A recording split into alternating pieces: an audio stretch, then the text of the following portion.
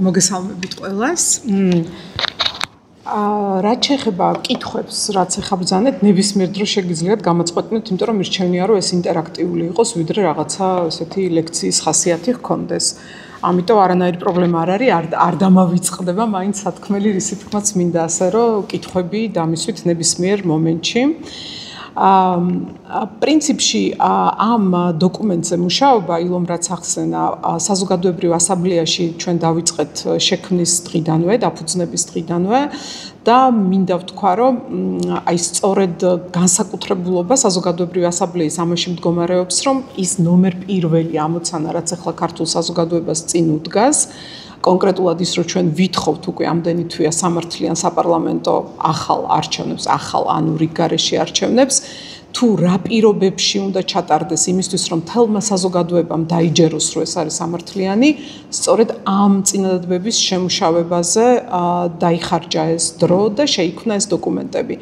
პირველი დოკუმენტი ეხებოდა გაყალბების მექანიზმების აღნუსხვას და თქვენ იცით, რომ არსებობს ბევრი საერთაშორისო მისიის ანგარიში, ადგილობრივი სადამკვირვებლო ორგანიზაციები იქნება ეს თუ საერთაშორისო სადამკვირვებლო ორგანიზაციები. ჩვენ ყველა ეს დოკუმენტი ცხადია, რომ შევისწავლეთ ამ მუშაობის პროცესში და იმ კატალოგში, რომელიც ასამბლეამ მოამზადა, იქ არის აღნუსხული ეს დარღვევებიც მათ შორის.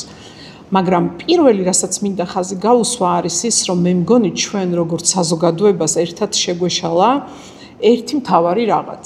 იმიტომ რომ ყველა რატომღაც ან აბსოლუტურმა უმრავლესობამ ყოველ შემთხვევაში ამ საზოგადოების 2012-ის არჩევნების შემდეგ რატომღაც უმეტესობამ ჩათვალა, რომ აი ეხა ჩვენ ამოვისუნთქეთ, დავისვენეთ და ეხლა ყველაფერი იქნება ამ ქვეყანაში დემოკრატიულად და სწორედ ეს არის მე მგონი ის მთავარი შეცდომის შედეგი, რასაც ჩვენ ახლა ვიმკით.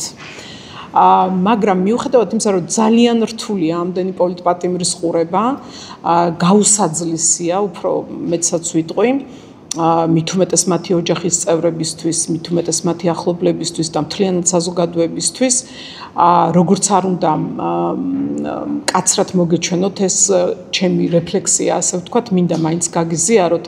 მე მგონია, რომ ეს პერიოდი ჩვენი გასავლელი იყო და არის. ანუ ძალიან რთულია 250 დღეზე მეტი დგომა ქუჩაში, ყინვაშიც და მე აუტანელ სიცხეშიც, მაგრამ მგონია, რომ ჩვენ როგორც საზოგადოება ახლა უნდა დავიბადოთ და ახლა უნდა ჩამოვყალიბდეთ. დაბადება არ გვაკლია, მაგრამ ჩამოყალიბება და შეთანხმება ღირებულებებზე მე მგონი ყველას გვაკლია.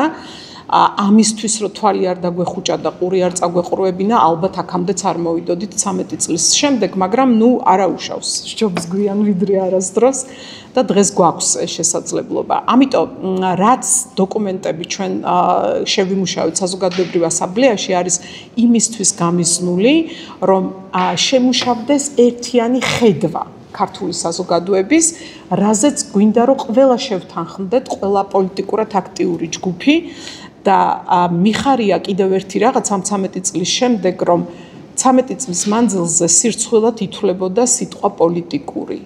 პარტიაც სირცხვილი იყო, მით უმეტეს ახალი პარტიის შექმნაც სირცხვილი იყო, ანუ ეს პროპაგანდის დამსახურებაა ცხადია და აი კარგია რომ ჩვენ ახლა ამას უკვე ვეწინააღმდეგებით და მგონია რომ ზუსტად ეგ არის ახლა ვალდებულება ჩვენი რომ ამასთან მეტგრად წინააღმდეგობა გავაგრძელოთ.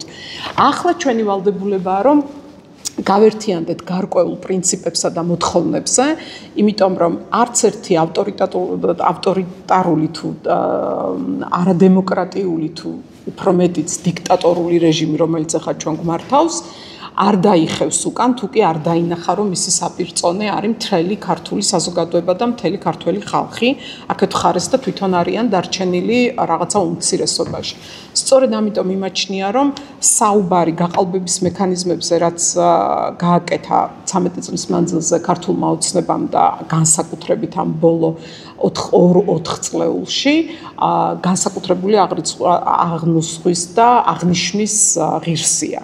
და რატომ მინდა მე ეს თქვა? ეუთოს დასკვნაში, ხო, სხვათა შორის ეუთოს დასკვნაზე მინდა კიდე ერთი რემარკა გავაკეთო, რატომღაც ქართული ოცნების გულშემატკივრებს Facebook-ზე და სოციალურ ქსელებში ესეთი პროპაგანდა აქვთ წარმოებული, რომ აი ეუთოს დასკვნაში ჩაიხედეთ. არა და ამ ეუთოს დასკვნაში რომ ჩაიხედები, სრული კოშმარები წერია ჩვენი არჩევნების შესახებ, როგორ გაყალბდა, როგორ ძალადობის, დაშინების, მოგრთამის პირობებში მიმდინარეობდა და როგორი ცუდი და გაუარესებული კანონები იქნა 20-20 წლის შემდეგ მიღებული და სულ მიკვირს, როდესაც რაღაც ესეთი ქართული ოცნების მხარდამჭერები ეუთოს დასკვნას ახსენებენ, რა დოკუმენტი აქვთ მათ წაკითხული, იმიტომ რომ შეუძლებელია, რომ თან ეს დასკვნა ქართულ ენაზე არსებობს და ყველას ხომ შეუძლია რომ წაიკითხოს. ეგ ძალიან სასაცილოა, იმიტომ რომ დასკვნის კონსტრუქცია როგორია, რომ აბზაცი იწყება ფაქტის აღნიშვნით და დიპლომატიურ ენაზე უნდა რაღაცა პოზიტიური თქვა და შემდეგ მოდის ახსნა, თუმცა მერე ეს ხდებოდა და პირველი ფსკარი არის ან ერთი ფსკარი, ან ერთნახევარი და შემდეგ არის მთელი აბზაცი, უშველებელი აბზაცი, რამდენი წუნი ქონდა ამ ყველაფერს, რამდენი ხარვეზი ჰქონდა და რამდენი დანაშაული იქნა ჩადენილი. ამიტომ უცნაურია, როგორ შეიძლება ადამიანი აზრს გამოთქვამდეს და არც კი ჰქონდეს ეს წაკითხული, ან და ეჯეროს რაღაცა პროპაგანდის მიერ გაჟღერებული ზედაპირული მესიჯები. ამიტომ ჩემი მოწოდებაა, რომ ნუ დაუჯერებთ ნურავის, არც ხელისუფლების წარმომადგენლებს, თუ გნებავთ არც ოპოზიციის წარმომადგენლებს, არც ექსპერტებს, უბრალოდ აიღეთ ეს ქართული დოკუმენტი და წაიკითხეთ და იქ ყველაფერი წერია გასაგებად. და მინდა ერთ თავარ ასპექტზე გავამახვილო ამ ეუთოს დასკვნიდან ზუსტადაც ყურადღება, ძალიან გასაგებად წერია, რომ 20-20 წლის შემდეგ საარჩევნო კანონმდებლობაში განხორციელებული ცვლილებები იყო მნიშვნელოვანი გაუარესება საარჩევნო კანონმდებლობის და საარჩევნო გარემოსი, რამაც გამოიწვია ის შედეგები, რაც გამოიწვია, რამაც საშუალება მისცა ქართულ ოცნებას, რომ გაეყალბებინა არჩევნები და არჩევნები გაყალბდა ფართომასშტაბიანად, ანუ მთელი ქვეყნის ტერიტორიაზე, ყველა უბანზე. ეს იყო სისტემური, ანუ ამას არ ქონდა რაღაც სპორადული ხასიათი, აქ ასე მოხდა, სხვაგან სხვა არ იყო ასე. კომისიები პირდაპირ თანამშრომლობდნენ ერთმანეთთან, რომ ერთ საარჩევნო კარუსელში მონაწილეს დაუბრკოლებლად შესძლებოდა შესვლა მეორე საარჩევნო უბანზე და იქ მიეღო კიდე კარუსელში მონაწილეობა. ასე რომ ჩვენ ვერ ვიტყვით, რომ ეს იყო რაღაცა შეცდომით ან შემთხვევით დამდგარი ფაქტები, არა, ეს იყო სისტემური დანაშაული. და თუ კი ჩახედავთ უბრალოდ კანონმდებლობას, კანონმდებლობაში არის ასახული ის კვალი ძალიან ნათლად, როგორ აყალბებდა ქართული ოცნება არჩევნებს და ეს გაყალბება ახლა არ დაწყებულა, ეს დაიწყო 2017 წელს და 2017 წელს ქართულმა ოცნებამ პირველი რაც გააკეთა და შეცვალა კოდექსში, ეს იყო დამკვირვებლების უფლებების შეზღუდვა. აი დღეს კარგია, რომ აპრილში ეს ორი დადგენილება მიიღო ცენტრალურმა საარჩევნო კომისიამ, რომელმაც ყველა ალაპარაკა, მაგრამ ეს მხოლოდ ბოლო ქუდიღა იყო, აი ამ დიდი გაყალბების სქემაში.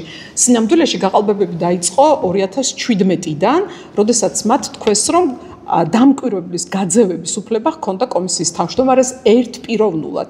და ის სწორედ იმიტომ, რომ დამკვირვებლებმა თავი იგრძნეს არადაცულად საფრთხის წინაშე, გაძევების საფრთხის წინაშე, მათ უკვე ნელ-ნელა უარი თქვეს საჩივრების დაწერაზე. და ჩვენ ნახეთ ეს არჩევნებიც, წინა არჩევნებიც, როდესაც დამკვირვებლები რეალურად გაძევების საფრთხის წინაშე იდგნენ ზუსტად იმ 2017 წლის კანონის ცვლილების შემდეგ. შემდეგი ცვლილება და ამასთან მინდა ყურადღება მიგაქცევინოთ ერთ გარემოებაზე, რომ ქართული ოცნება ესე კი არ აკეთებს ცვლილებებს, რომ აიღებს და კომპლექსურად ერთ პაკეტში შემოიტანს. არა. მისი მიდგომაა, რომ აი როგორც ფაზლს აქვს სხვადასხვა უამრავი ფრაგმენტი და უნდა შემოატრიალო და დიდი ხანი დახარჯო იმისთვის, რომ ბოლო სურათი დაინახო, ზუსტად იგივე პრინციპი აქვს გაყალბების და კანონების ცვლილებაში. შემდეგი ცვლილება იყო 2021 წელს, როდესაც ადგა და ჩაწერა კოდექსში, რომ არ შეუძლიათ რეგისტრატორის ფუნქციის შესრულება პოლიტიკური პარტიების მიერ დანიშნულ წევრებს. ანუ ეს ხო ვითომ არაფერი. ამაზე ხო დიდი ხმაური ჩვენ საზოგადოებაში არ ამტყდარა. არა და ეს იყო უმნიშვნელოვანესი დარტყმა წილისყრის წესზე და წილისყრის წესზეც მინდა გითხრათ 1-2 სიტყვა, იმიტომ რომ ეს წესი 2001 წლის შემდეგ არსებობს ჩვენს კოდექსში, ის გულისხმობს, მას ქვია ესე პირობითად ფუნქციების გადანაწილების წესი. მაგრამ რეალურად ამ წესის მთავარი არსი და ფილოსოფია უკან ამ წესისა არ არის უბრალოდ ფუნქციების გადანაწილება კომისიის წევრებს შორის. მისი მთავარი არსი არის, რომ ებრძოლოს გაყალბებას. ანუ თუ რომელიმე პოლიტიკურმა ძალამ იცის, ვინ იქნება რეგისტრატორი, ვინ იქნება ყურძეზე დამხედველი, ვინ იქნება მარკირების შემოწმებელი, მაშინ ის მარტივად შეძლებს გაყალბებების დალაგებას, სქემების დალაგებას. ამიტომაც არის ფუნქციების გადანაწილება ზუსტად უნდა მოხდეს არჩევნების დღეს, რომ ვერც ერთმა პოლიტიკურმა ძალამ ვერ შეძლოს ამისი გათვლა.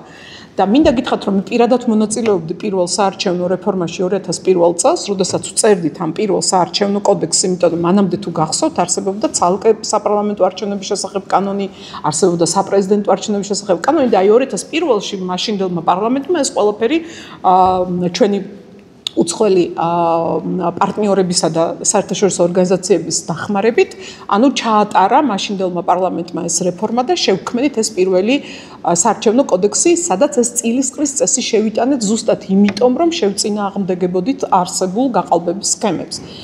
და მეორე ამავე რეფორმის დროს შემოტანილი რეფორმა იყო ეს პროფესიული საარჩევნო ადმინისტრაციები, იმიტომ რომ ეგ იყო ორი ღერძი, რაზეც ახალი რეალობა უნდა დაშენებულიყო ამ ქვეყანაში და აღარ ყოფილიყო აი წინა საუკუნეში ავათხსენებული ეს გაყალბების სქემები. მაგრამ ქართულმა ოცნებამ 20 წლის მანძილზე რო არსებობდა ხელშეუხებლად ეს წილისყრის წესი, ადგა და 2021-ში ეს უბრალოდ შეცვალა. ამას არ დასჯერდა 2023-ში კიდე ორი ცვლილება შეიტანა. ადგა და ხო ვერ მიხვდებოდი რატომ აუკრძალეს პოლიტიკური პარტიის წარმომადგენლებს ხო რეგისტრატორო ვითომ არაფერი აქ განსაკუთრებული არ არის მაგრამ ეს არ იყო მათი მთავარი მიზანი. მათი მთავარი მიზანი იყო უკვე 2023-ში რაც გააკეთეს ის ჯერ თქვეს რომ გადასატანი ყუთის წამღები კომისიის წევრები 7 დღით ადრე უნდა გამოვლინდესო.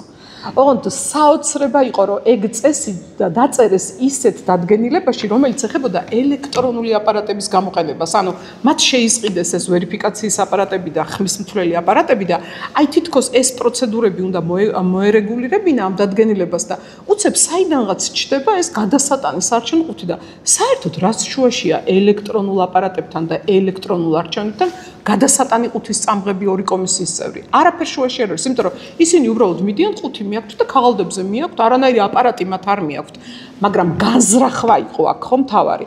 მე ეს იმაში გამოიყენეს რომ 2024-ში უკვე უშუალოდ არჩევნების წინ მათ დაწერეს რომ არა, მარტო ის ორი კომისიის წევრი კი არა, ყველა კომისიის წევრი უნდა 7 დღით ადრე გამოვლინდესო და ამის სამართლებრივი საფუძველი შექმნეს და ამით საბოლოოდ დაამტკიცეს. ანუ მე თუ მკითხავთ ქართულმა ოცნებამ რომ არჩევნების გაყალბება დაგეგმა და განახორციელა, ეს უკვე დამტკიცდა 2024 წლის 16 აგვისტოს, როცა მათ თქვეს რომ 7 დღით ადრე უნდა ჩატარებულიყო წილისყრა.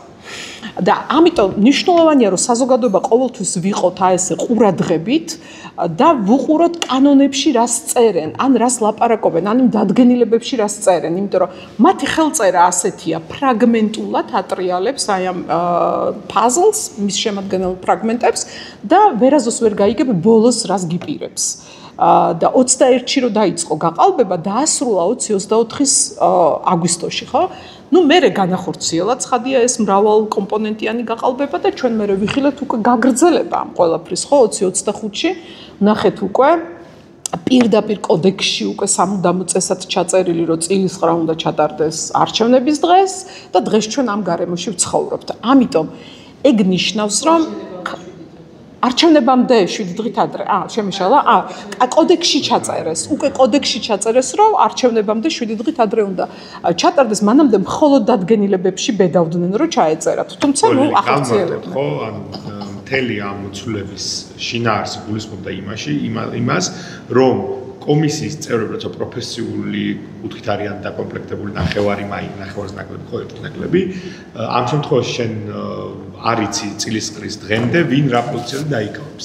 და თუ შენ 7 დღით ადრე იცი, ვინ რა პოზიციაზე დგას, მარკირების აპარატიდან დაწყებული მაგალითად სუსი, როცა დაატრენინგებს ამ ხალხს, რომელიც 7 დღით ადრე ისედაც გამოვლინდება და გასაგები ექნება ეს დრო, შენ გეცოდება ვინ დგას მარკირების აპარატთან, იმისთვის რომ ის იყოს შენი ადამიანი ხო და ანუ ყველა რაც გაყიდვის მექანიზმი ალბათ ილაპარაკებს უკვე წინასწარ იციან მთელი მუღამის აი რომ წინასწარ ცოდნით შენ ფაქტობრივად უკვე იცი ვის უნდა ემუშავო იმისთვის რომ შედეგი მიიღო.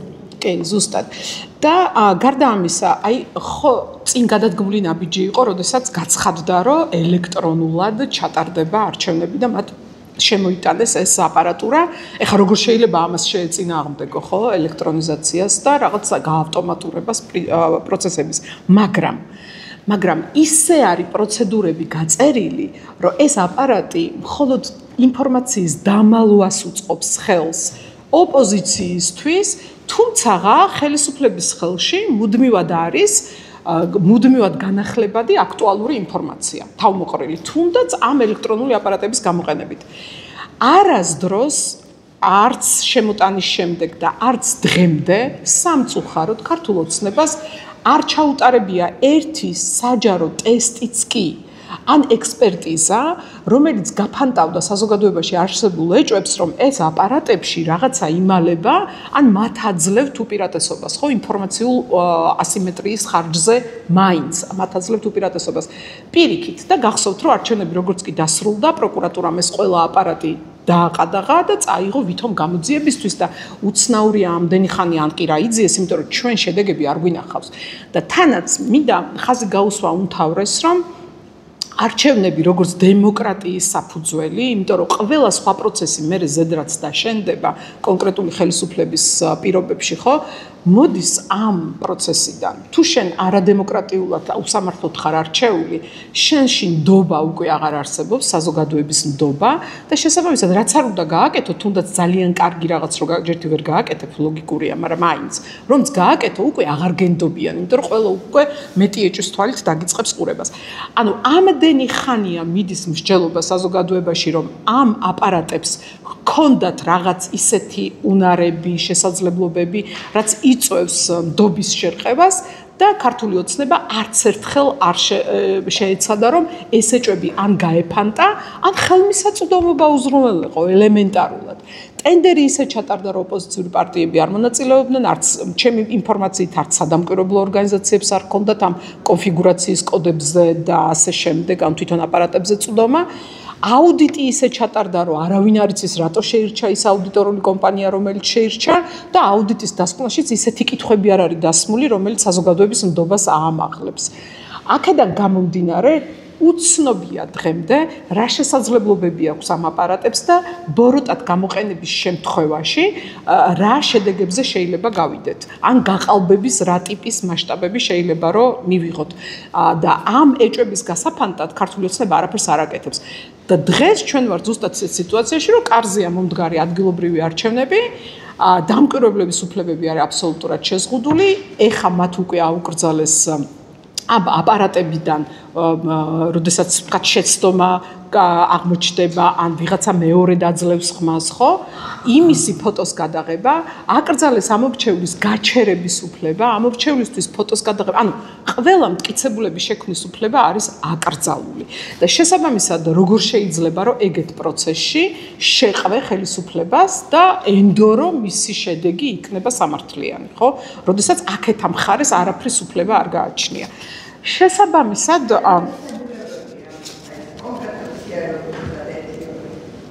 რისი მტკიცებულებები? ხო, ესე მოაგეთ, მაგრამ კანონი არის, რაც მტკიცდება, ხო?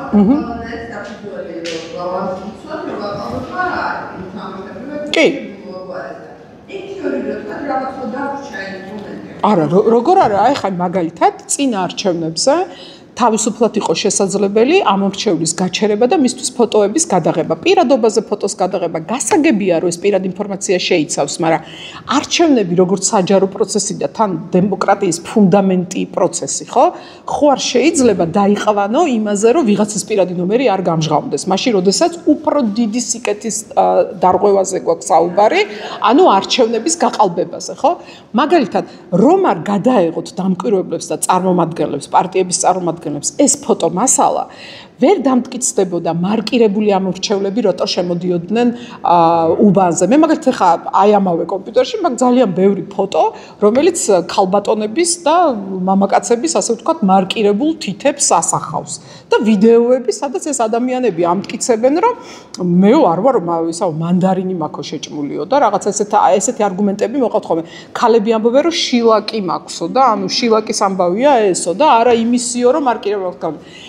და ნახეთ, ეხლა ეს მტკიცებულები ვეღარ შეიქმნება. ანუ 2024-ის არჩევნებზე ეს დოკუმენტები, მარკირებული ხელები, ბევრჯერ შემოსვლა, მათი პირადობები, ხო? აი მაგალითად ერთ-ერთი ბატონი აძლევდა სხვის ნაცვლად ხმას, ანუ საფულედან ამოიღო ორი პირადობა და შეეშალა რა ჯერ სხვისი მისცა და მე თავისას იმართლებდა რომ არა ეს შემიშალო მეო დამიტოვაო იმამდე ხა არჩევნებზე ხარ მოსული არჩევნების დღეს რა ვიცი რა პირადობები და მე მაგით არავის პირადობა არ დამაქვს ჩემი ჩანთით არ ვიცი ხა თქვენ თუ გაქვთ რამდენიმე ადამიანის პირადობა და მიდიხართ არჩევნებზე ხმის მისაცემად კი ბატონო ანუ ეს მტკიცებულებები ვერ შეიქმნებოდა ხო ასეთ შემთხვევაში და ზუსტად იმიტომ რომ ქართული ოცნება ამ მტკიცებულებებით შეწუხდა ანუ თვითონ კი აცხადებენ წინა არჩევნებიდან მოყოლებული რომ აბა მტკიცებულებები უამრავია ეს მტკიცებულებები ეს ყველაფერი გამოქვეყნებულია ჩემი ხმის ვებგვერდზეც გამოქვეყნებულია არის სარჩელებში რომლებიც პოლიტიკურმა სუბიექტებმა წარადგინეს არის სარჩელებში რომელიც ადგილობრივმა სადამკვირვებლო ორგანიზაციებმა წარადგინეს უამრავია ესეთი მტკიცებულება მაგრამ ნახეთ რა მოხდა თუნდაც აი ეს ფარულობის დარღვევის მტკიცებულება ხო როდესაც ჯონავდა ეს მარკერი ამაზეც ხშირად ალბათ მოგისმენიათ ქართული ოცნების პასუხი რომ არ გაქვთ მტკიცებულებები აბა სად არისო ეს საჩივრებიო და არადა ტელერეპორტაჟები გადიოდა ფოტოებია გადაღებული ხო ამ გაჟონილი ბიულეტენებით ანუ ამაზე სულ ერთი საჩივარი არ ყოფილიყო დაწერილი ყველა მთელმა ქვეყანამ დაინახა როგორ ჟონავდა ხო მაგრამ მაგ მთავარი რა არის სასამართლოები რომელიც ჩატარდა შარშან ამ დავებთან დაკავშირებით იცით ჩვენმა სასამართლოებმა რა გადაწყვეტილება მიიღეს დაწერეს რომ კიო გაჟონაო მაგრამო არჩევანის ფარულობის დაცვა ამომრჩევლის ვალდებულება იყო კი აი შეხედეთ არადა ჩვენი კონსტიტუცია ძალიან გასაგებად ამბობს რომ სახელმწიფომ უნდა უზრუნველყოს ფარულობა თორე მე თუ ერთი მოქალაქე მე ვარ ყველაფერზე პასუხისგებელი მე თვითონ წავიდე ვიღაცა ავირჩიო მე იმის პროგრამაზე კიდე პასუხისგებლობა მიავიღო მე ავდგე და გადავეფარო ამ ჩემ გაჟონილს მარკერიც მე მივიტანო თუ ბიულეტენიც მე დავბეშტო ანუ რას ნიშნავს ჩემი პასუხისგებლობა იყო და არც ერთ მოსამართლეს არ შერცხვა დაეწერა თავის გადაწყვეტილებაში რომ ესო ამომრჩევლის ვალდებულება იყო აი დღეს ჩვენ ვართ ამ რეალობაში რომ თურმე ამომრჩევლის ყველა გადაწყვეტილება ქუთაისი იქნებოდა თბილისი იქნებოდა სააპელაციოები თუ პირველი ინსტანციები ყველა თქვეს რომ ეს იყო ამომრჩევლის ვალდებულება თვითონ საოლქო საარჩევნო კომისიებში როდესაც იხილებოდა ეს საჩივრები ისევე როგორც ცენტრალურ საარჩევნო კომისიაში როცა იხილებოდა მათაც ასე თქვეს რომ არაო ამომრჩეველი უნდა გადაფარებოდაო და როცა ვეკითხებოდით რომ კი მაგრამ თქვენი სპეციალური კონვერტი რომელიც ღია იყო უფრო საქაღალდე იყო ვიდრე კონვერტი რომელიც დაფარავდა რატო იყო პატარა ხო მაშინ ყოფილიყო იმის ხელა ბიულეტენის ხელა ხო ну ამაზე საერთოდ ცხადია რომ პასუხი არც არსებობს და ვერც არსებობს ობიექტურად ასე რომ ეს მტკიცებულებები ზედაპირზეა სახეზეა და ყველა დეტალში ვლინდება ანუ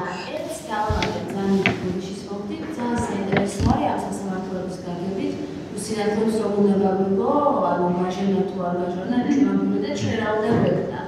მე რო შემოხაზე მომვარდნენ ეგრევე, რომ მოთავსებაში დაგეხმარებოდა და მახდა ადამიანი არ ჭირდებოდა ამას დაგეხმარება ამაში, ეგრევე მომვარდნენ. კი, მოთავსებაში კი არა, ნების წაკითხვაში დაგეხმარნენ. ეთყობა თქვენ კარგად დამალეთ და კარგად გადაეფარეთ და შესაბამისად უნდათ ამის წაკითხვა. ხო და ასე რომ შეიძლება დამალულად ხმა ყველა რომ არ ნიშნავს ახალ ოსნების ფასას ხო და ხმარეთ ხო ეს არა ეს რეალი პოზიციონირების კი, ზუსტად ამ მიზანს ემსახურება ეს ჩვენი რეკომენდაციები და ეს ჩვენი დოკუმენტი, ანუ სქემა, მაგალითად იმისთვის, რომ ფარულობა იყოს უზრუნველყოფილი, მხოლოდ გაჟონვასთან ბრძოლა არ არის საკმარისი. არჩევნები უნდა წარმოვიდგინოთ ერთიან დიდ კომპლექსად, ერთიან დიდ სისტემად. აი მაგალითად ძალიან დიდი შეცდომაა, როდესაც ამბობენ, რომ ნუ აი არჩევნების დღეს რამდენიღაცა პროცენტი შეიძლება გაყალბდეს და მეტი არა. და არჩევნები არ ყალბდება არჩევნების დღეს. არჩევნების დღეს ჩვენ მხოლოდ ვხედავთ ნიშნებს, გამოვლინებას, მანამდე სად გააყალბა ხელისუფლებამ. თორე არჩევნებზე მხოლოდ იმ ერთ დღეს ეს მთელი გაყალბება არ დგება. აი მაგალითად წინა პანელში, როდესაც თამთა იყო, ხო, ბევრი აქ მის ორგანიზაციას ნამუშევარი, აი მოსყიდვებზე, სოციალურ დახმარებებზე და თვითონ პროგრამები, სოციალური დახმარების პროგრამები, როგორც გაყალბების მექანიზმი. ჩვენ ამას ასე ვუყურებთ. იმიტომ რომ შენ როდესაც 100,000-ობით მოწყვლადი ამომრჩეველი გყავს ქვეყანაში, რომელსაც შეგიძლია უთხრა, რომ თუ ხმას არ მომცემ სამსახურიდან გაგიშვებ, თუ ხმას არ მომცემ შენს მეუღლეს გავუშვებ სამსახურიდან, თუ ხმას არ მომცემ შენ შვილს გავათავისუფლებ, სოციალურს მოგიხსნი, ოპერაციას არ დაგიფინანსებ, მართლმსაჯულება რო ჩამოართვეს შენს მეუღლეს და მხოლოდ ტაქსაობით ირჩენს თავს, არასდროს არ დავუბრუნებთ. და ასე შემდეგ უამრავია ეს არგუმენტი. ეგ ყველაფერი მოსყიდვაა. ეს ყველაფერი მოქმედებს ამომრჩევლის თავისუფალ ნებაზე. და როგორც კი შენ, როგორც მართველი ძალა, ისეთ ღონისძიებებს ახორციელებ, რომელიც ამომრჩევლის თავისუფალ ნებაზე არჩევანზე მოქმედებს, მან იწყება გაყალბება. თორე ცხადია, რომ სოციალურის გადახდა ან სამსახურიდან გაშვებით დამუქრება არჩევნების დღეს არ ხდება. იქამდე ყველაფერი მოგვარებულია უკვე. არჩევნების დღეს უბრალოდ რაღაცეებს ხედავთ, აი კარუსელს ხედავთ, აი კონკრეტულად რომელი 150 ან რომელი 50 ადამიანი მოვიდა კარუსელის გასაკეთებლად, ამას ხედავთ. თორე მანამდე ეს ხალხი ვინ არის? რატო ეს 50 შეირჩა და არა სხვა 50 კარუსელში მონაწილეობისთვის? ამას ხო ვერ ხედავთ. ამიტომ ამას უნდა შევხედოთ კომპლექსურად და დროში განგრძობითად. აი როგორც კანონმდებლობა ყალბდებოდა ქართული ოცნების ხელში 2017 წლის შემდეგ, ასე უნდა შევხედოთ გაყალბებასაც თვითონ არჩევნების, იმიტომ რომ ეს სოციალურები იქნება, ხელფასები იქნება, სიპებში მუშაობა იქნება, აიპებში თუ რაც გნება თუ საჯარო სამსახურებში, ეგ ყველაფერი გაყალბების შემადგენელი კომპონენტებია. და ყველაზე მთავარი, არჩევნების დღეს, როდესაც მოდის ეს დაშინებული ამორჩეველი და ხედავს, რომ კაბინა ღიაა, ჩანს, რომ შევიდა და რაღაცას აფერადებს. კაბინას პირდაპირ უყურებს ვიდეო კამერა, რომელიც ქართულ ოცნებას აქვს დაყენებული და ძალიან მშვენივრად იციან ამომრჩევლებმა, განსაკუთრებით პატარა სოფლებში და რეგიონებში, ვინ ვის წარმოადგენს, ხო? საარჩევნო ყუთზე რო კომისიის თავმჯდომარის მოადგილე დგას და ისიც ქართული ოცნების კი არა და სუსის პირდაპირ ხაზით არის დანიშნული, ესეც ხო იცის ჩვენმა ამომრჩეველმა. ხო და რაზე ვსაუბრობთ? იქ ახლა რაღაცა გაჟონავდა თუ არ გაჟონავდა, მაგას დამატებითი გადაკონტროლების დანიშნულება ჰქონდა, უფრო რაც ასევე დარწმუნებული ვარ, რომ სპეციალურად გააკეთა ქართულმა ოცნებამ, თორემ მათ შეეძლოთ სწრაფად შრობადი მშრალი მარკერების გამოყენება, ნაცვლად ამისა გამოიყენეს ეს სველი გაჟონვადი მარკერები, ეგ ყველაფერი კომპლექსურად აი რამდენიმე წერტილის გაერთიანებით მოხდა ქართველი ამორჩევლის ნებაზე ზემოქმედება. და სწორედ ამიტომ ჩვენი მაგალითად ერთ-ერთი შემოთავაზება არის, რომ ფარულობა რო იყოს დაცული, ჩვენ ვითხოვთ, რომ შეიცვალოს პროცედურები CESCO-ს დადგენილების საფუძველზე იმდაგვარად, რომ გავმიჯნოთ ერთმანეთისგან ხმის მიცემა, რომელიც იქნება მთლიანად ფარულ კონვერტში და ბიულეტენის ჩადება, ანუ შემხაზული გაფერადებული ბიულეტენის ჩადება, შემდეგ ეს დაგროვდეს საარჩევნო ყუთში და მხოლოდ უბანი რო დაიკეტება და კენჭისყრის პროცედურები დასრულდება 8 საათის მერე მთლიანად გაიხსნას ეს ყუთი და კამერების თანდასწრებით, მთვლელებზე დამკვირვებლების თანდასწრებით ძალიან გამჭვირვალედ მოხდეს ამ კონვერტებიდან ამოღება ხმების და დათვლა, ისე რომ ამომრჩეველი, რომელიც არის მოწყვლადი და ადვილად დაშინებადი, არ შეეჩეხოს აი ამ წერტილოვნად გაერთიანებულ სისტემას და მასზე არ მოხდეს ზეწოლა. დიახ. ერთი კითხვა მაქვს,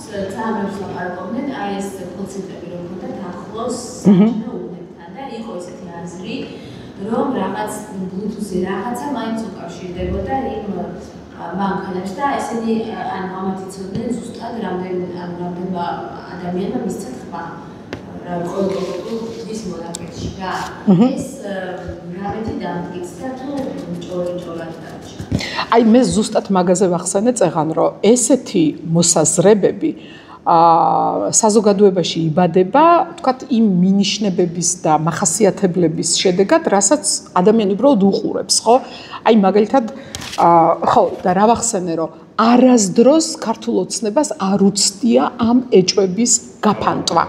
ან საწინააღმდეგო არგუმენტების წარმოდგენა, რომ ხალხო რას ამბობთ, ანუ ასე არ არის და თუ კი არ გაფანტავ ასეთ ჭორს, ეს ხო არ არის რაღაც ელემენტარული და ყოველდღიური და რაღაცა საყველპურო ჭორი, ხო? საკითხი ეხება არჩევნების ლეგიტიმაციას. და შესაბამისად, შენ თუ კი ხარ პასუხისმგებლობიანი ხელისუფლება, უნდა გამოხვიდე და უნდა დაამტკიცო, რომ ეს ეჭვი გაიფანტოს როგორღაც, მაგრამ ესენი ამას არაკეთებენ, ვერ აკეთებენ. და ეჭვის საფუძველი საზოგადოებაში ძალიან საფუძვლიანია, იმიტომ რომ მაგალითად ხმის მთლელ აპარატებს, სადაც ხდება აი ამ ბიულეტენების შეცურება, მას აქვს ეკრანი, სადაც არის თქვა საათის აღნიშნელი, ხო, რომელს წუთზე ხდება შეცურება. იქ გეუბნება, რომ თქვენი ხმა მიღებულია, როდესაც ბიულეტენს შეაცურებ, ხო? და კიდევ ერთი ეჭვის საფუძველი არის ის, რომ როდესაც მთავრდება არჩევნები, ეს წინასწარი ოქმი თითის ერთი დაჭერით რამდენიმე წამში იბეჭდება. ესე იგი, არჩევნები რომ მთავრდება, ის აპარატი მაშინ კი არ იწყებს დათვლას, რომელმა სუბიექტმა რამდენი ხმა მიიღო. არამედ მთელი დღის მანძილზე შეცურების პარალელურად სადღაცას მის მეხსიერებაში ეს ინფორმაცია გადადის მაშინვე და გროვდება. ეხლა თუ ეს ასე არ არის, მაშინ გამოვიდნენ და თქვან რომ ეს ასე არ არის. მაგრამ ყველა ფაქტი, რაც დღეს არსებობს, მიანიშნებს იმაზე, რომ ეს ასეა. ანუ თუ კი აპარატს რაღაცა მეხსიერება აქვს, სადღაცას ინახავს. ეხლა რა არის უფრო სავარაუდო ადამიანმა რო ივარაუდოს, რომ ამას ხელისუფლება სათავისოდ იყენებს თუ ამას არც ერთ შემთხვევაში ხელისუფლება არ გამოიყენებს სათავისოდ. ანუ ხო, აი სიცილის მომგვრელია, ხო და ეს ჩვენ კი არ უნდა ვამტკიცოთ. ანუ ხალხმა კი არ უნდა ვამტკიცოთ, ვისაც ხელმისაწვდომობაც კი არ გვაქვს ამ აპარატებზე. ეს უნდა ხელისუფლება გამოვიდეს და თქვას, რომ ხალხო, რას იგონებთ, ეს ასე კი არ არის, აი ასეა. ხო და აბა როგორ არის? ადგენენ და დააპატიმრეს ეს აპარატები. მაგალითად, სასამართლო პროცესებზე მოთხოვნილი იყო ვერიფიკაციის აპარატების და ხმისმთვრელი აპარატების ექსპერტიზა. გაგიგიათ, რომ ეს ჩატარდა? ერთადერთი გაბედა თეთრი წყაროს რაიონული სასამართლოს მოსამართლებმა შეცურების პროცესის სასამართლო ექსპერიმენტი ჩაატარა და მეორე დღესვე ვერ მოითმინა ქართულმა ოცნებამ და სააპელაციოს წააშლევინა მთელი ეს გადაწყვეტილება, ის პროცესმე ვესწრებოდი და იყო სრული ცირკი, იმიტომ რომ ეს შეცურების პროცესი, სადაც მხარეები ითხოვდნენ, რომ ყოფილიყო ისეთი ადამიანი, შემცურებელი, როგორც ჩვეულებრივი მოქალაქეა, ხო, რომ ობიექტურობის მინიმალურ ტესტს მაინც გაუძლოს, რომ აი მე არ ვიცი, გარედან მოსული ვარ და აი ესე შევაცურებდი. არა, მოიყვანეს ცესკოს ტრენინგების განყოფილების უფროსები და თანამშრომლები, რომ მათ შეეცვალა, ვინ დაუჯერებს ესეთ ექსპერიმენტს, ანუ ცირკად ხო არ უნდა აქციო. მაგრამ ნუ ის პროცესი სამწუხაროდ სააპელაციო სასამართლოში ცირკზე უარესიც იყო და ისეთი რაღაცა ჩაიდინა იმ ტრენინგების განყოფილების თანამშრომლებმა, რაც მანამდე საქართველოში არავის ნანახი არ ქონდა, იმიტომ რომ შეცურებას მანამდე ყველა პრეს-რელიზში, ცესკო, ყველა სიუჟეტში, ვიდეო გაკვეთილებში, ტუტორიალებში, თვითონ სახელმძღვანელოებში, რომლებიც უბნის წევრებისთვის არის, ესე გადმოცემდა, რომ მსუბუქად დაიკავეთ კონვერტი. და მსუბუქად დაიკავეთ კონვერტი კი არა. ასე დაადგა თავზე იმ ხმის მთვრელს და ასე შეაცურა და კიდე ზემოთ აწია ეს კუდი. რაც იყო, ანუ აი გამორიცხული რაღაც იყო, არნახული რაღაც იყო.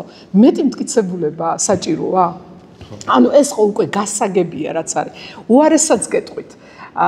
მთელი ის პროცესები მტკიცებულებები იყო იმაზე, რომ ჩანდა გაკეთებული არჩევანი, ანუ ირღვეოდა ნების გამოვლენა, ხო, ნების ფარულობა.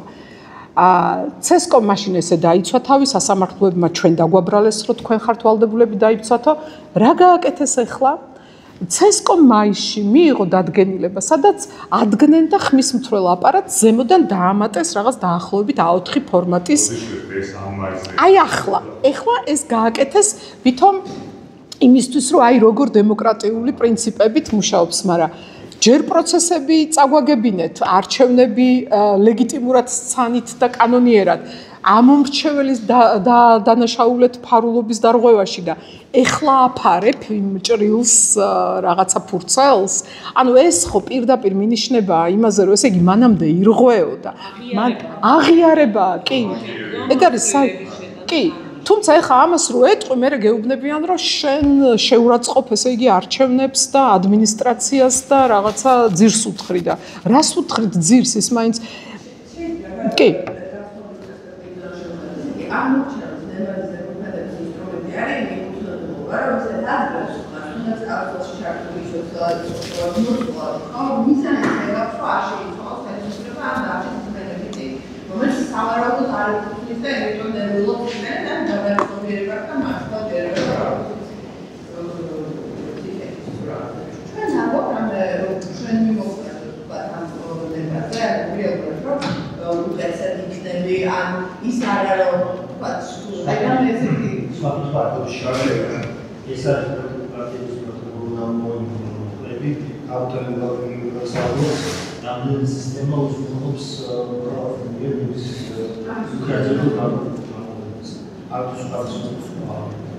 იცით როგორ ეხლა ძირითადად კომიტის აქტუალურია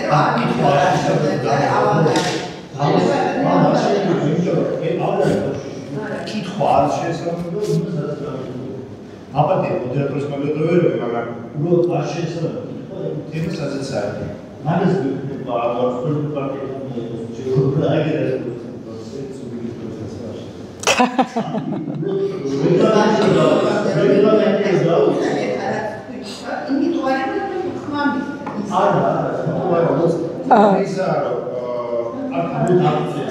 ავტორი ისე დოკუმენტი აღწერს იმას თუ როგორ მოხდა ხელისუფლების უკიდია ავტორის აზრით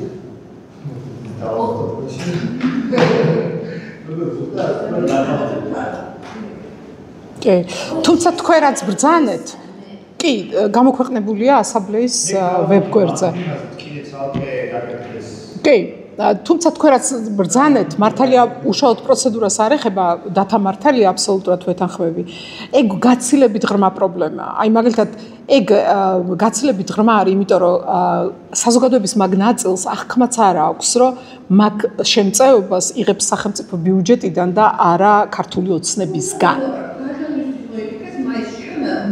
არა, ფურცელი მოიფიქრეს იმისთვის, რომ აი კიდე რომ გაჟონავს, მე რო პრეტენზიები არ იყოს, რომ ეს ჩანდა, ხო, ვითომ აპარატში ეს ფურცელი დამალავს აი ამ შეცურებულს.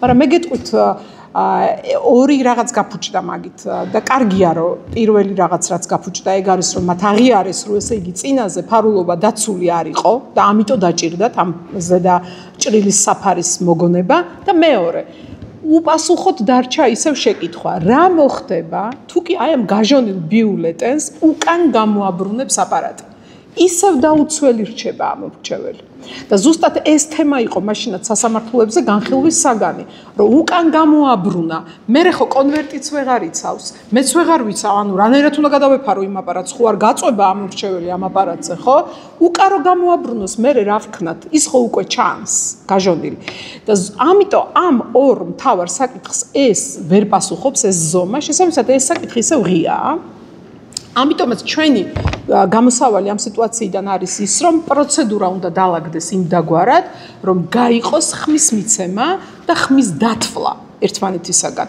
და ხშირად მომისმენია ესეთი პასუხი, რომ ხო, მაგრამ ანუ აი ამომრჩეველს უნდა რომ თვითონ შეაცუროს ამ ხმის მფლობელში. აბა დავსვათ შეკითხვა, ამომრჩეველს უნდა თვითონ შეაცუროს, სადაც ყველა გააკონტროლებს მის სახმა? სადაც გამოჩნდება მისი არჩევანი, ეს უნდა ამომრჩეველს თუ ის უნდა რომ წყნარად მშვიდად გააკეთოს არჩევანი და მისი ხმა იყოს ნამდვილად დაცული და ხელისუფლება შეცვლილი მშვიდობიანად და ცივილურად.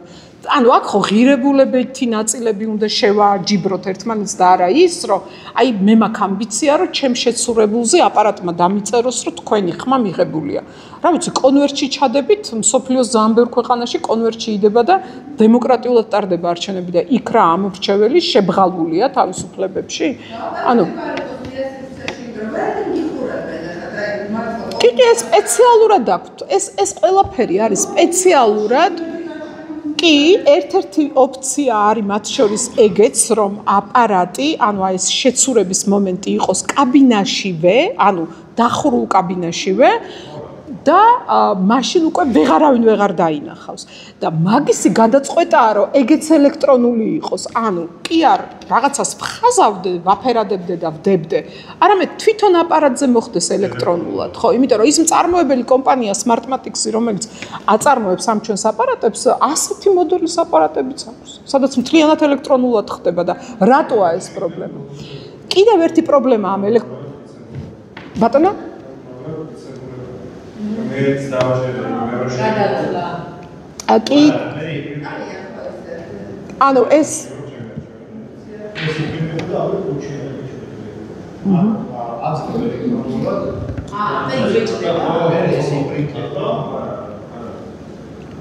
ან მთლიანად ელექტრონულად ხდება ხო იმას ვაკეთებ. ეს მოდელი არ უწევს, მაგრამ მეგეთია. ეს მატერიალური რომელიც იმას იყოს, პროცესორის მეანოს უყურებდა თუ შეფორმირებული იმასაც იმას ეთნე ციფრული პრიორიტეტი ამერიკაში. ო თუ ჩდება მაშინ ის ფაქტორი ჩვენთან დამოკიდებულია შემდეგი პრობლემა ვერიფიკაციის აპარატებს რაც შეეხება ანუ მეორე ტიპის აპარატებს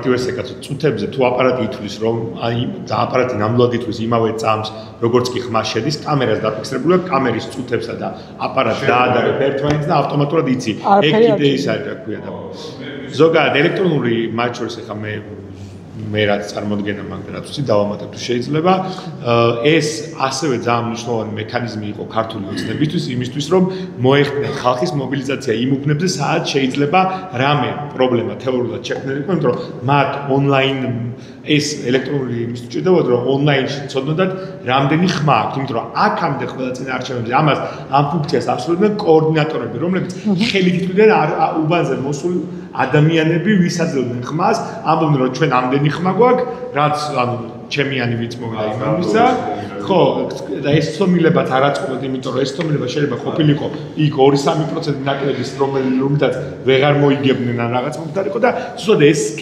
ამისთვის იყო ეგ გამოყენებული HV არსებობს ან აბსოლუტ ლოგიკური HV-ა იმიტომ რომ რა ვიცი კი იმიტომ რომ არ გაქარწყლებულა არასდროს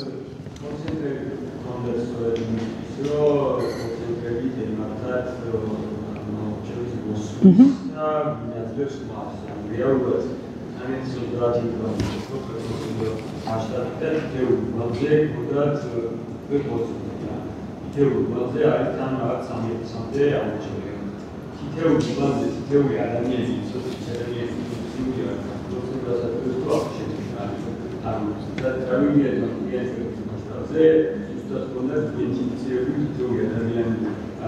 ვისადრებს მას თუ ან მარჩეველი პროცესი იყო რომ თუ არაფერს გაგზავნებას მას რა არის იქნება და მოახდინო და შეუდაუზია მაკუტი პანსორი მაკუტი თუ რაღაცა ტიპში გახდა მონაცემ ანალიზი და ამ დატაზე მუშაობა ნეგატიურ კონტექსტში რომ ისკი პრობლემები დააშინა ეგ ხონდა ძალიან კარგად ასწავლიდა ამ თავარი აბის მექანიზმი სწორედ იყო რომ ჩვენ მეური ადამიანის ყველა ინფორმაცია და ყველა სისტემა ეს დავიქონდა და ამის შედეგად კონკრეტულად რაზედინიათ და მანდ მაკროსოფტის შორის ახდენდა და ეს რომ შეესწავლა ერთად პირველ საათისთვის რა შეგვიძლია. 10 აუცილებელი სამდინოსური, ამიტომ საჭიროა რომ მობილიზაცია გააკეთოს, 3 საათზე რატოა და ასე შემდეგ. და უკვე საერთაშორისო პროგრამა საათთვის მათ პრინციპი ანალიზიანო ჭირდება თუ არა დამატებითი ფულის მობილიზება იმის რომ აქტიურობა ჭირდება თუ არა დამატებითი გაფორმების მექანიზმები შეუძლია ეგრეთ აგრე აქვს ფულის ინფორმაციის შესახებ ნაშიდები იდება პოტენციალად შეიძლება ნახევარწრიული ექსპერიმენტება მაგრამ ძალიან ცივი ექსპერიმენტება კი, აბსოლუტურად გეთანხმებით და თქვენ რაც ბრძანეთ, ახლა მაგას ამტკიცებს თვითონ ვერიფიკაციების აპარატი, ანუ ეს მეორე აპარატი, სადაც რეგისტრაციას გადიოდა ამორჩეველი. წესით კოდექსში, საარჩევნო კოდექსში ნახსენებია სიტყვა ვერიფიკაცია. მაგრამ სინამდვილეში აპარატები რაც შეისყიდა სახელმწიფო მე გარიყო ვერიფიკაციის აპარატები, მაგათ თავის სახელწოდებაში VIU ქვია, ანუ იდენტიფიკაციის აპარატები. კი, ანუ მაგათმა რაც გააკეთეს, აი თქვენ სწორედ აღნიშნეთ, ჩაანაცვლეს ეს კოორდინატორების ფურცლებზე და სიებზე, სურათიანზე თუ სურათოზე გაიოლეს საქმე, ეს აქციეს ელექტრონულ ჟურნალად, ასე რომ ჩავთვალოთ და არანაირი ვერიფიკაცია, იმიტომ რომ ვერიფიკაცია მსოფლიოში ხდება ან თითის ანაბეჭდით, ან თვალის სკანირებით, ან სახის სკანირებით, ხო? არც ერთი მსგავსი ფუნქციონალი და მახასიათებელი ამ აპარატებს არ გააჩნია. ანუ ის სახელწოდებითაც კი იდენტიფიკაციის აპარატი ჰქვია და არა ვერიფიკაციის აპარატი. ანუ ჩვენ ეს მილიონები, რაც გადავყარეთ ბიუჯეტიდან, ვიყიდეთ უბრალოდ იდენტიფიკაციის აპარატები. ანუ ეს არის უდიდესი აფიორა, ეხლა რაშიც გახვეულები ვართ ყველა მთელი საზოგადოება. ანუ ჩვენ კოდექსის რა თქმა უნდა და ჩვენ კოდექსის ნორმას ვერ ვასრულებთ. ანუ კოდექსი ამბობს, რომ ვერიფიკაცია ეს აპარატი უნდა იყოს და არ გვაქვს. არ გაგვაჩნია. კი. ხო და ეს არის უბრალოდ რეგისტრაცია. იდენტიფიცირება იმით, ოღონდ იდენტიფიცირებაც არის კომპლექსური. აპარატს თავისი დანიშნულება აქვს და იმ რეგისტრატორ ქალს, რომელიც გამოავლინეს 7 დღით ადრე და რომელიც უკვე ჩათრეულია ამ გაყალბების სქემაში, მეორე ნაწილი აქვს. ანუ ის უყურებს აპარატში რა წერია და საბუთს რას მაჩვენებს, ხო? და რეალურად ეს ახდენს იდენტიფიცირებასაც. ამას კი ქვია, რომ ვითომ ვერიფიკაციას ახდენს, მაგრამ ვერ ახდენს. იმიტომ რომ ამ არჩევნებმა ცალსახად დაადასტურა და ხო კიდე ერთი ყველაზე მნიშვნელოვანი ამ აპარატებსაც უკავშირდებათ, ეგ იყო აი ესეთი ეროვნული აფეორას სტატუსი ეკუთვნის, ვინც გამოიგონა ხელით მონაცემების შეყვანა აპარატებში, იმიტომ რომ ეგ იყო ის საფუძველი, რაზე დაყრდნობითაც ფაქტობრივად ჩვენი ემიგრანტების 100,000-ობით ხმის მოპარვა გახდა შესაძლებელი და რის საფუძველზეც კარუსელები განხორციელდა. იმიტომ რომ ადამიანები, რომლებიც საზღვარგარეთის პასპორტებით მიდიოდნენ უბანზე, კაცმა არ იცის ჯერ ერთი რა პასპორტი იყო, კაცმა არ იცის ამ პასპორტებში რა ფურცლები იყო ჩაწერილი, სადაც პირადი ნომრები ეწერა და ეს პირადი ნომრები შეყავდათ ხელით.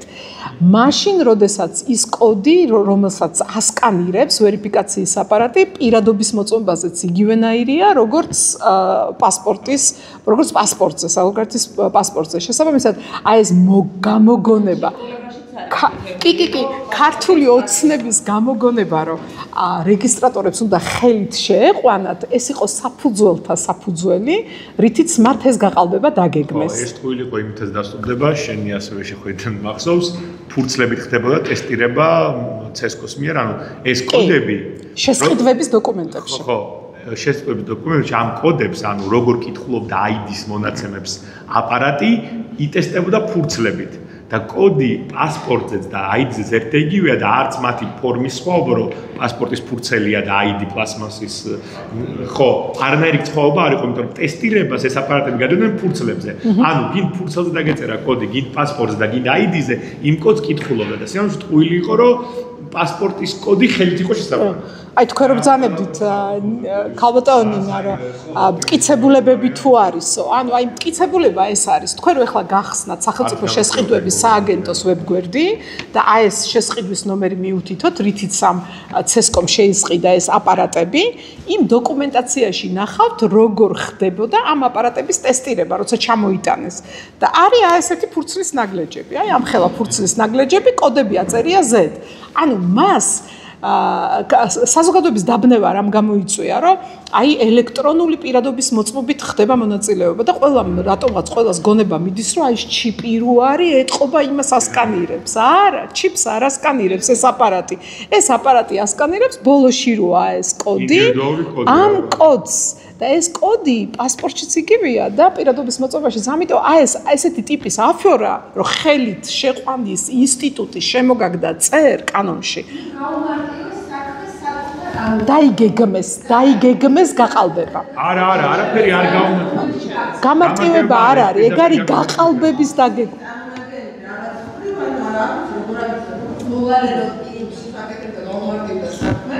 ხო, აღრიცხვა. აღარაფერი,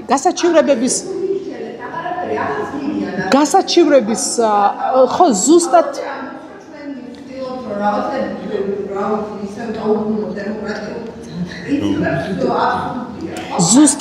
ზუსტად მაგიტო ვამბობ, რომ ეხლა აი ეს სწორედ მაგიტო შევიმუშავეთ ეს დოკუმენტი და ეს წინადადებები, რომ მთელი საზოგადოების მხრიდან, პოლიტიკური სპექტრის მხრიდან ამის ერთიანად გაზიარების და მიღების შემთხვევაში ეს უნდა გახდეს ერთიანი მოთხოვნა საზოგადოების მხრიდან, რომ ამდაგვარად უნდა შეიცვალოს პროცედურები. მაგალითად, საარჩევნო ხმისმიცემის კაბინა უნდა დაიხუროს. არ შეიძლება რომ ეს იყოს ღია. დროი წუება.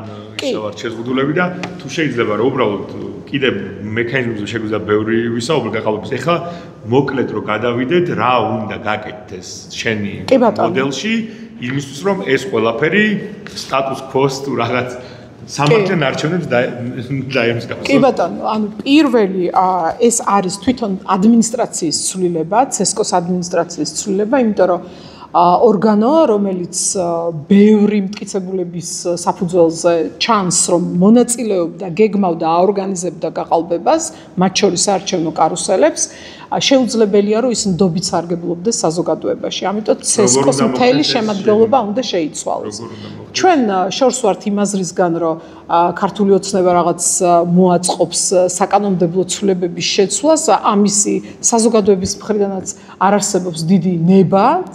შესაბამისად, ვიპოვეთ ესეთი გამოსავალი, რომ არსებული კანონმდებლობის ფარგლებში არის მაინც შესაძლებელი, რომ ეს პირადი შემადგენლობა შეიცვალოს კონკრეტულად საზოგადოების მხრიდან მოხდეს შეთანხმებული კანდიდატების წარდგენა იმ კომისიისთვის, რომელიც პარლამენტში ფუნქციონირებს და ანუ კანდიდატების ჩანაცვლებაზე ზეგავლენით მოვახდინოთ ადმინისტრაციის ცვლილება. ხოლო შემდეგ, როდესაც უკვე ახალი ცენტრალური საარჩევნო კომისია იქნება, ის უკვე რადგან იქნება სამართლიანი კანდიდატებით და რაღაც ავტორიტეტული კანდიდატებით დაკომპლექტებული, უკვე იგივენაირად მოახდენს საოლქო საარჩევნო კომისიების და შემდეგ უკვე საუბნო საარჩევნო კომისიების დაკომპლექტებას. ამიტომ ეს არის უმნიშვნელოვანესი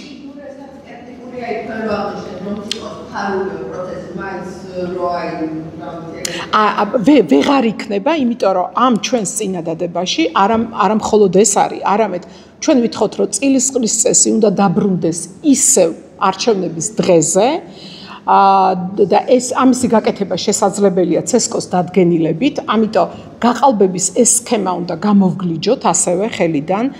საარჩევნო უბნის მოწყობას რაც შეეხება პატარა სივრცეებში არ უნდა იყოს უბანი მოწყობილი, იმიტომ რომ როდესაც პირდაპირ ინდიკატორია, როცა პატარა სივრცეშია უბანი, ეგ ნიშნავს, რომ იქ გაყალბება იგეგმება. ანუ ის პრობლემა კი არ არის მთავარი, რომ იმ სოფელში ვერ იპოვეს დიდი სივრცე, არამედ პირდაპირ ინდიკატორია, რომ იქ აპირებენ გაყალბებას. აპირებენ გაყალბებას ან ჩაყრით, ან ზემოქმედებით, ან და დამკვირვებლების შეზღუდვით. ასე რომ ხა ეს შეგვიძლია ჩვენ ამოვირჩიოთ, ასე ვთქვათ, სურვილის მიხედვით, მაგრამ გაყალბებას რო აპირებენ, ეს ცხადია. ხო, თქვენ ისევ კითხვა განციხო, მე მოკლედ გეტყვით, ჩემი აზრით, აი ამ უნდობლობის შეტანა ზუსტად იყო ქართული ოცნების ამოცანა, კი და მაგ უნდობის აღდგენას დაჭირდება ძალიან დიდი დრო.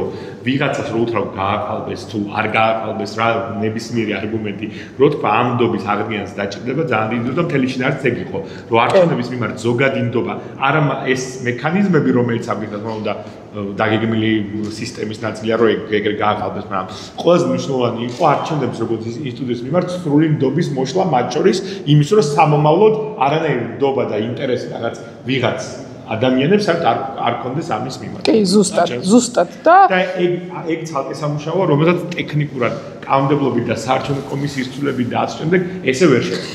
უბრალოდ ეს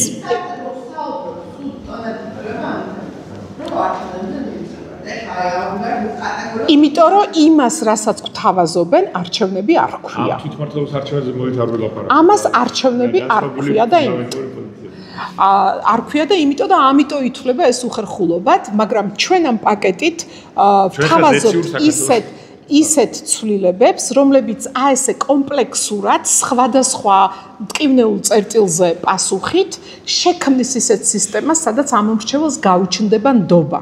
და ზუსტად ხო საარჩევნო კომისიებში მართლაც ისხდნენ სხვადასხვა დაგროვების ხო და ან ეს წინსხლის ამბავი მაგალითად გადასათამბოსთან ვიღაცები ვერ მიდიან, რომ განსაკუთრებით რეგიონებში ხარ მაგალითად ეთიკის მოსაგებელთოა კომისიის წევრი იქ ძალიან ან ფიზიკურად ვერ შეძლებს რომ იაროს გადასატანბთან ერთად მაგალითად. ეს იყო ძალიან დიდი პრობლემა, რომ ხალხმა უარი თქვა კომისიის წევრობაზე მაგის გამო. იმიტომ რომ ანუ ზუსტად ეს ის პროგრამა სავალდებულო იყო შეიძლება რომ არც ერთ შემთხვევაში არ შეიძლება ის გამოცვლა თქვა ან მეორედ რაღაც ის იმაში მონაწილეობის გათავისუფლება რაღაც მექანიზმი მაინც სამომავლოდ ვფიქრობ რომ წერდა მაგრამ იქნება რაღაც ჩაიწეროს რომ აი ეს გავს სიტუაციებში რაღაცა იყოს შესაძლებელი რომ ადამიანი არ წავიდეს და უშუალოდ გადასატანბთან ერთად. კი, არა, რომ არ წავიდეს, მაგისი უფლება დღესაც აქვს კომისიის წევრს. უბრალოდ პრობლემა იმაშია, რომ ის სხვა წილის ყრებში ვეღარ იღებს მერე მონაწილეობას. და შეიძლება ანუ ფიზიკური მონაცემების გათვალისწინებით, ასაკის გათვალისწინებით, შესაძლებლობების გათვალისწინებით, ცხადია შეიძლება ეგეთი გადაწყვეტილების მიღებაც, ხო? ანუ არა მე ზუსტად არ ვიცი დეტალი. წილის ყრაში თუ მონაწილეობს სხვა წილის ყრაში. ანუ გამოდის ეფექტურად რომ კომისიის წევრიც ვეღარ არის? არა, კომისიის წევრი არის, უბრალოდ იმ ფუნქციას ვერ შეასრულებს. ანუ სხვა ფუნქცია თუ უნდა რომ იმაში მონაწილეოს, ამ დიახ, თორე ეხაც აქვს მაგისი უფლება. მაგალითად, იცით რომ თავარი ერთ-ერთი პრობლემა იყო დიასპორასათვის საარჩევნო ხმების წართმევის პრობლემა. და ამის გამოსავლად კი ჩვენ ესე მეც კითხვები მაქვს კიდე რომ კი ბატონო, ამისი გამოსავალი, რასაც გთავაზობთ, არის ის რომ დადგინდეს სავალდებულოება, რომ თუ კი 50 ამომრჩეველია და აი ეს ამომრჩევლები არაუმეტეს 150 კილომეტრის რადიუსით არიან ერთმანეთთან დაშორებული, იქ აუცილებლად შექმნას CESCOM საარჩევნო უბნები და ესე არ იყოს, რომ მხოლოდ 67 უბანი იყოს შექმნილი და თან განსაკუთრებით დიდ სახელმწიფოებში, რაღაც ერთ წერტილშია დედაქალაქი და საელჩო ან საკონსულო და მთელი სახელმწიფოდან უნდა 1000 კილომეტრი გამოიაროს და ასეულობით კილომეტრი.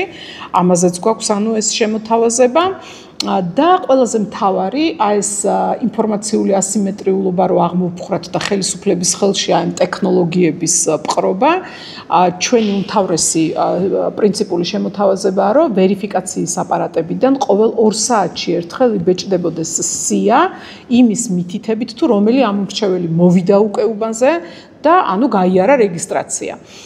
იმიტომ რომ ამ ვერიფიკაციის აპარატიდან აუბეჭდილ სიაზე არანაირი პირადი მონაცემი არ წერია, ანუ პირადი ნომერი არ წერია, წერია მხოლოდ გვარი და ეს რიგითი ნომერი, შესაბამისად არანაირი პერსონალური ინფორმაციის დარღვევა აქ არ იქნება და ღირებულება კი ამ სიკეთის გადასარჩენად გაცილებით დიდია.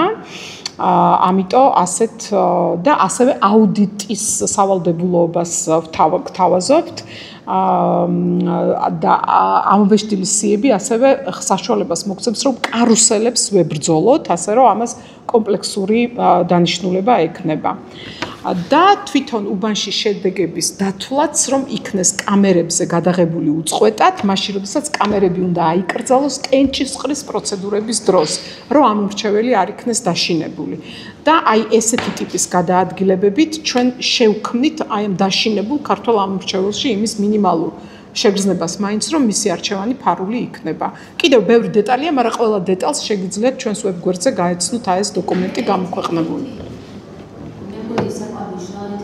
ძალიან მოვალული თემა არის, რომ შიდა მიგრაციის სიტუაცია, იმის გამო რომ ძალიან ბევრი ადამიანი ცხოვრობს რაღაც სხვა ქალაქში და იქ სადაც არის მაგალითად რეგისტრირებული, და მუშაობენ, სწავლობენ მიდები აქ მანქინალები და ასე ქართული ენობაში ისიც იხსენებათ, რომ პატრონებს რეგისტრირების მანქინალები და უნდა თქონდე რომ ესეთი მდგომარეები ჩაწერონ თავისთან. ეს ზოგი საფუძვლიან და ზოგი უსაფუძვლოებში შეთანხმება არის დაკავშირებული, მაგრამ ეს არის რეალური. ამის გამო ძალიან ბევრი ადამიანი ვერაცებს ყავს. და მე ეს მართული პარტიისთვის გემახდება, რომ ავტობუსებს ამობილიზებენ, მე დაიწყო გადაჭრები ჩაყავთ იმ ქალაქებსაც არიან თქვა რეგისტრირებულები და ასე შემდეგ. არ შეიძლება რომ საპარლამენტო არჩევნებზე მაინც არ იყოს თქვა მიბმული ყველაფერი ელექტრონულია მაინც. არ იყოს ეს მიბმული კონკრეტული სამართზე ან რაღაც თქვა ნებისმიერ სხვა უბანზე შეეძლოს დარეგისტრირება. მაგალითად შემოპირებზე არის რომ ცოტა წლის წლებით, მაგრამ ანუ არის სია მისაწვდომლების და თუ არ გაწყობს შენი უბანი, შეგიძლია დარეგისტრირდეს სხვა უბანზე წახვიდე. აი ესეთი მექანიზმი რო იყოს ესეთი ადამიანებისთვის, იმიტომ რომ რა ვიცი, ძალიან ბევრი ვერ მიდის იგივე დღესაც ვერ გამოდის და ვერ მიდიან არჩევნებზე. შესაძლებელი რამდენი ამბობთ ამაზე შეიძლება ეს სხვა გადადეს ამ თვალსაჩინო ჩილე გადარეგისტრირება ჩვენ ამ ჩაწერა რეგისტრაცია და რაღაც პერიოდი შესაძლებელია ეს ანუ ნახეთ მისამართზე რეგისტრაცია კი მაგრამ ნახეთ მისამართზე რეგისტრაციისთვის მაგალითად მე ახლა ჩემს სახლში იყო შემთხვევა ვიღაცები ჩაიწერდნენ ეს ჩვენ ვიქნა მივედი და ამოვწერეთ ანუ ეს სხვა შორის მე თუ გითხრათ უბრალოდ შეზღუდვაც არის საკუთრის რომ მისი ნებართვის გარეშე რომ ვიღაცა იწერება სადღაც მე ვიგისმოთ უშუალოდ თვითონ უბანს რომ იეწეროს ანუ მისამართზე კი არ მივაგდეს ეს ბიუჯეტის სახლში უბანს რომ იეწეროს საარჩევნო რეგისტრაციას გულისხმობს და არა ხო როგორც მაცხოვრებელი ასე რეგისტრაციას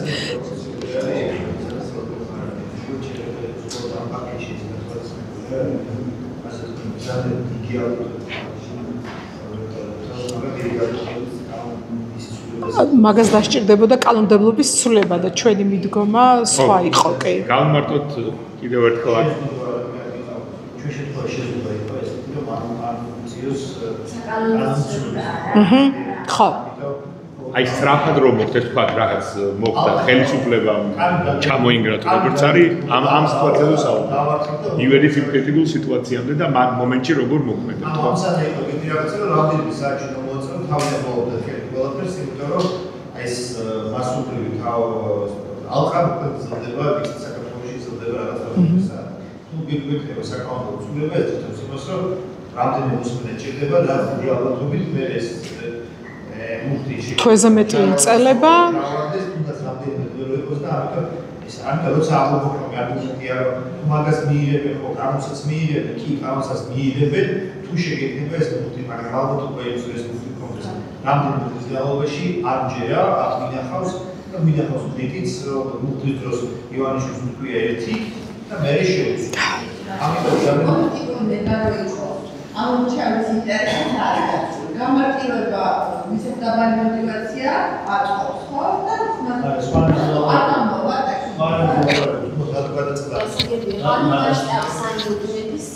ლიმიტაცია ხო ანუ რა გადაწყდა რომ